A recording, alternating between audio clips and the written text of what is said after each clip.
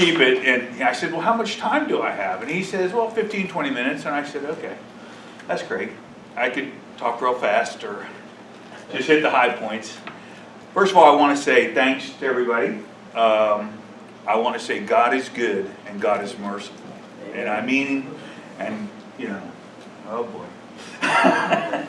You know, when you hear a story like Tony's, you feel humbled, you feel thankful, and God is good. God is good. So, with that said, my actual name, you guys know me as Colley. My actual name is James Colley Stowell. Okay, that's my given name. Colley, family name. Colley, obviously, Colley comes from Colley. I was born in Chicago. I was born January 17th, 1956. I was adopted. I was born to a family that didn't want to have, you know, a young girl got pregnant. Here I am. This is something I really want to impart. I was praying about, you know, God, what's the takeaway here? What do I want these guys and gal to have as a takeaway? And I want, there's a couple topics. There's a couple takeaways I'd like you to get. So, obviously I'm thankful that I was adopted as an infant and that I look at it as God really had a plan for me. You know, when somebody, here's the sad part. When you share with somebody, and this is inside scoop, gang, okay? When you share with somebody that you're adopted, they kind of look at you with that, oof, I am sorry, you know? And it's like, I'm not. I had some people, and here's the other scoop you got to know when you're not adopted. You have, your parents are the people who adopted you. Okay, so when I say I was adopted, then people will say, I'm giving you inside scoop here, this is good stuff. When you say I was adopted, you say my parents, it's my adopted parents. Okay, so fundamentally I wanted to start with that. Because when I say my parents, I never knew my biological parents. I never, you know, in fact, until here recently, my wife is the diligent person who got on the ancestry, everything. You know, I was born in what's called a Cradle Society, or I was adopted through the Cradle Society, which was a big one back in the old days. And, you know, back in the old days, it was really bad. When the girl got pregnant, the parents sent her away, and then she had the baby, and they gave it to the adoption. That was me. So, that's fundamentally your tips for today. I was adopted by Harley and Janet Stowell. My father was a pilot for Pan American. I grew up in Miami as a kid. So, and I was adopted at 3 months. My father was a Harvard graduate. His brothers were Harvard graduates. His father was Harvard graduate. His grandfather was Harvard graduate. So, kind of educated people, but he loved to fly, so he flew for Pan American. And if you remember that movie, Catch Me If You Can, it was pretty cool to be a pilot for Pan American. So we lived in Miami, he flew to South America, that was his gig. And my mom was born in the Midwest and grew up in Melissa. The problem was they grew apart. My father ended up leaving and marrying the stewardess. Okay, surprise. I was 5 years old. I have a sister who was also adopted. She was 5 years older than me, so I was 5, she was 10. And my father left and married this stewardess. My mother was an alcoholic. She was a miserable individual. You know, I was kind of like self-raised in Miami. Picture that one. I mean, at 10 years old, I'd get on the city bus and I'd go downtown. And, you know, I mean, I just come home when I wanted to. And I mean, it was kind of, you might say, a little dysfunctional. But, you know, we all have dysfunctionality. And and the thing about God is God has a plan for everybody. And He wants us to be overcomers. And so, with this story, parents divorced, father left, never really saw him again. I got birthday and Christmas cards with $50 in them or something, but no interaction.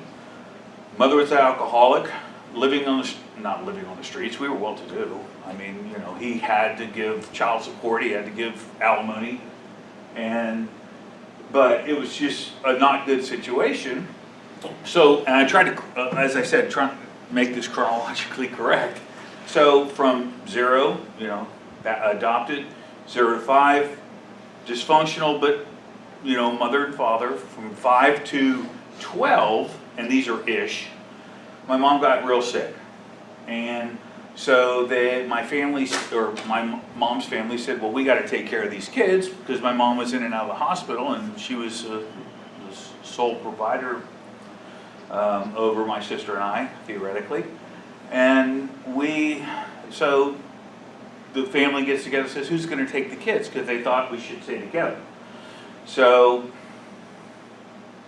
again, Miami in the 60s, my sister was already getting into drugs. And they were saying, well, I don't really want both of them, blah, blah, blah. Of course, my grandmother said, I'll take them. And then this couple, who was my actually third cousin, twice removed kind of thing, but we call them my aunt and uncle, Mary and Henry Hoyt. He was an Episcopal priest, and she was his wife. They were 56 years old, never had kids for themselves. They took us on this temporary basis. Plans go on. A few months go by. My mom starts getting better. We start thinking, okay, we're going to go back to Miami. All of a sudden, she dies. So now they say, well, we love these guys. We'll keep them. So Mary and Henry Hoyt, who had never had children before, 56 years old, gets a juvenile delinquent and a older girl who was basically a drug addict, and they take us with open arms. And so what happened from 13, my mom passed away, to about 16, I was still a dysfunctional child, but I had some boundaries, because my uncle said, well, you got to go to church at least on Sunday, and you got to do these fundamental things. So I agreed to do that. And my sister, as soon as she graduated from high school, flew the coop, went to California to find herself. And at 16, we lived in High Grove Acres on the west side. My uncle, his church was an Episcopal church there on the west side. And there was a guy who taught our Sunday school named Jim Dyson. I don't know if you know Jim Dyson, but a guy named Jim Dyson, who was the director of Young Life here in Jacksonville back in the 70s. He lived in the old rectory at our church, at my uncle's church, and his only deal was, you live here for free, but you got to teach Sunday school to these teenage kids that are going to this church. So I go there. Subsequently, Ed White High School is opening up. So I'm at that age, I'm fixing to go to high school.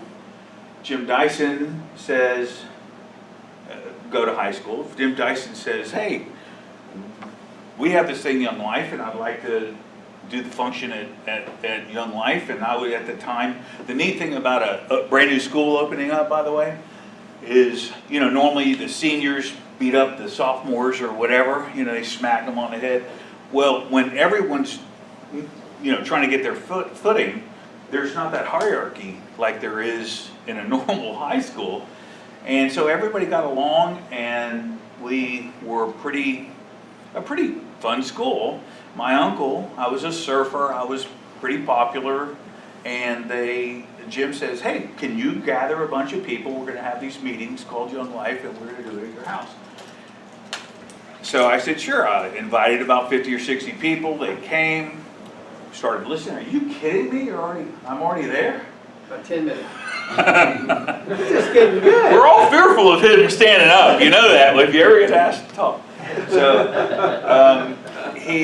I'm really trying to talk fast and make it coherent. But the thing is, so I got involved with Young Life.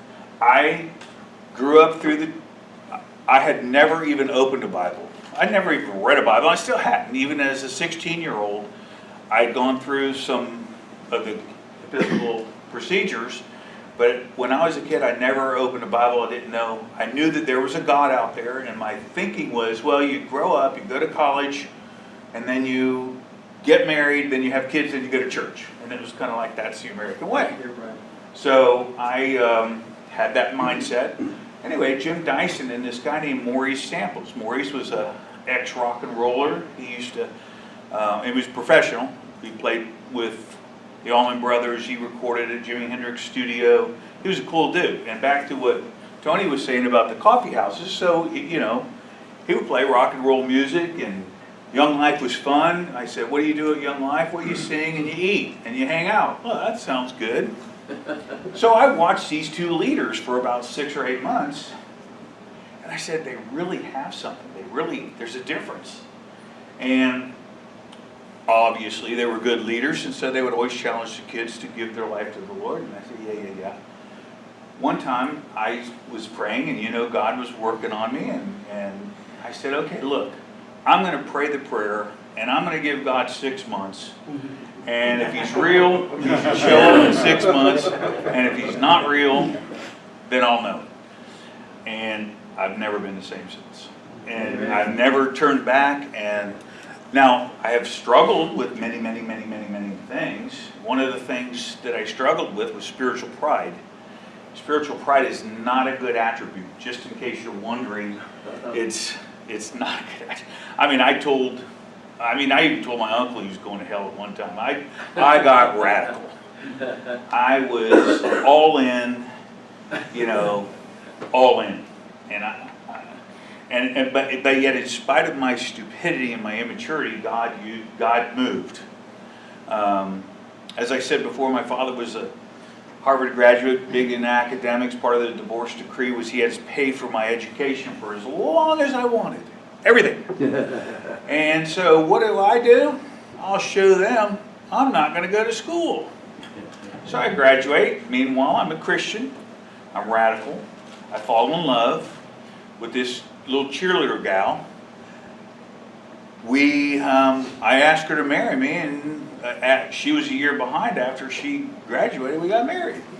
Meanwhile, I'm sitting here not going to school. I wasn't a good student either. I'll throw that in there just so it wasn't so noble or proudful. But I end up going to work at a gas station.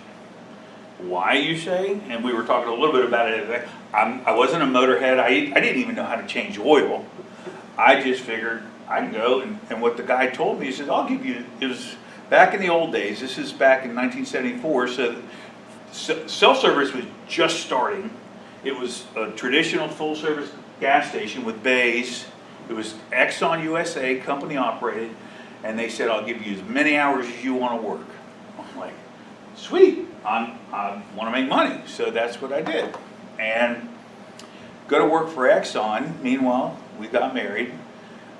So now I'm 19, and I was the youngest manager that Exxon had ever had. I worked real hard. I learned these Bible principles, and I said, the first book that I actually read was James. As I said, my name's James. I should have said I'll come back to this later.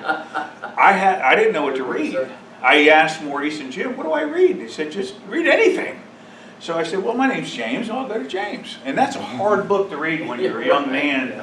And it talks about living right, not judging, and being a good character, and, you know, faith, trust. The thing that got me was in James 1:5, it talks about, if you lack wisdom, ask of God who gives to all men generously, and he will give it to you. I prayed that prayer every day of my life. I still pray that prayer. Praise God. And I got to say, I believe God has blessed me in so many ways that I can't say. I just can't even express. I've got 3 kids, 10 grandkids.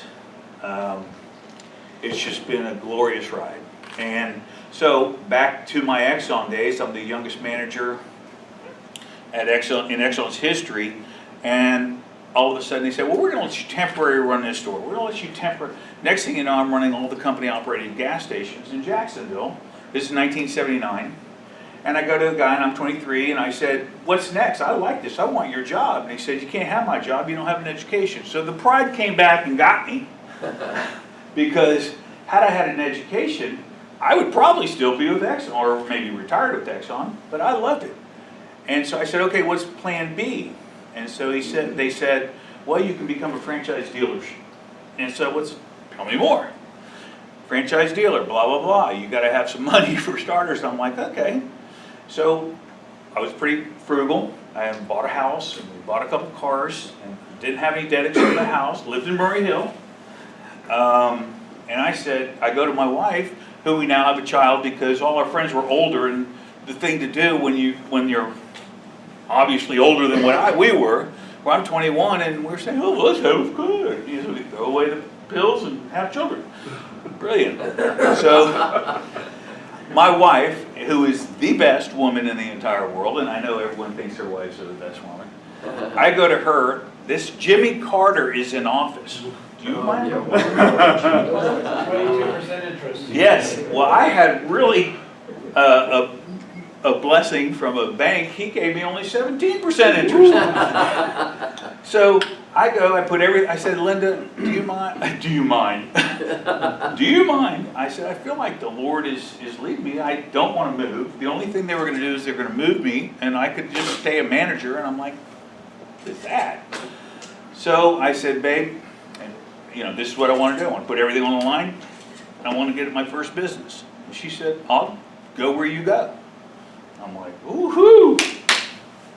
I'm ready. So I signed over everything to the bank, and I said I need X amount of dollars to create inventory and cash flow for buying this business.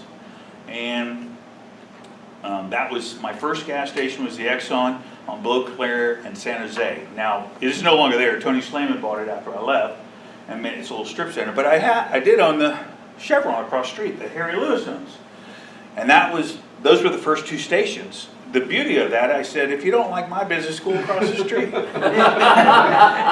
Anyway, Chevron liked me, and they gave me a bunch of gas stations, and I got rid of the Exxon, and then I got into Shell and BP and Gulf and Texaco. I got some Express Lubes, sold them to Ward Huntley. Yeah. Anyway, the business has been good to me, but God has been good. God has been so good and so faithful and so merciful, because I didn't deserve a thing. Running all these gas stations, we used to make money on gasoline. Now I'm fast forwarding a bunch. So 80s, gas was good. 90s, late 90s, it starts getting really rough, and I've got 6 or 8 gas stations. And all my contractual obligation was to be up 7 days a week, at least for a cashier. And I'm like, man, this just bugs me. And so, especially now, I'm not making money on gas. I'm like, phooey, this is not good. I don't want to do that. So I feel like the Lord gave me the idea for RPM. Amen. What happened was, is that an amen? Like how many minutes? 1 minute left. Okay. God. My desire, even in my gas stations, I had car care with integrity, I had master certified technicians, I had everything that you needed. My goal was to change the mindset of the general population to say, Gomer Pyle is not your mechanic of today, okay? These are professionals, these are master certified technicians, they've got more money in tools than most people have in their vehicles, for sure, maybe their houses. And it was a real deal. So I said, well, what can I do where I can control the amount of days that I'm open, and I can control this thing a little bit better? And that's where I said, the only company, there was a lot of, and nothing against tire stores, but there was a lot of tire companies, and I didn't want to go toe-to-toe with them. And I said, technology is the key. So I said, I want to go after the dealerships. No one's really at a peer level with the dealerships. So I said, I want to have the technology, the training, the education to go after these guys so that the customer can have an alternative rather than having to go. And I know I'm, stepping on toes or not, I'm sorry. But rather than having to go to the dealership for all the diagnostics and technology, because even in the 90s it was changing, it was computerization and networking. So that's where the idea for RPM came. I will end with this. My prayer was and still is that the Lord, because I really felt like it was God, I said, I always want to keep my hand open. I want you to be able to put in and take out as you see fit, not as I see fit. So many times when we get caught up in, especially profit times, usually we're ready to throw it and run when it's not profitable. When it's profitable, we want to grab it and own it. Right. It's not ours to own. It's God's. So you leave your hand open. So my encouragement to everyone is be sensitive towards adopted people. Don't be spiritually proud. Trust God with all that you have and are and want to be. And, you know, just pursue God. You'll make your way. Amen? Amen. Very good. Okay.